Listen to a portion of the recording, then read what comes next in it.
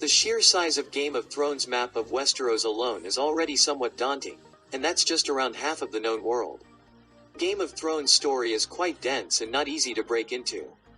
Not only is it populated by a massive cast of principal characters, it also takes place in a fantasy world with geography that is as well documented as the political intrigues that propel much of the action. The story of these lands continue in HBO's Game of Thrones spin-off prequel House of the Dragon. Although House of the Dragon's timeline is set centuries earlier than the original series, most of it will also take place within Westeros.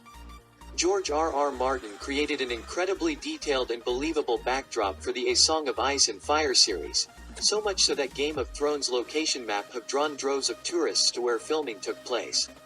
Much of the conflict in Game of Thrones is defined by different regions and the long histories of disputes some have between them, not to mention the strategic advantage certain geographical locations offer and the near-constant fights over who controls them.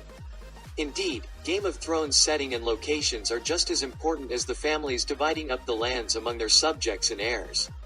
Considering how often HBO's Game of Thrones jumps from one location to another, it's easy for viewers to get dazed and confused about where everything is on the map. With Game of Thrones spin-off House of the Dragon tackling the events that transpired in the Targaryen Civil War, also known as Dance of the Dragons, it's crucial for viewers to have a fundamental understanding of the layout of Game of Thrones setting, locations. Here's everything audiences need to know about the Game of Thrones map of Westeros.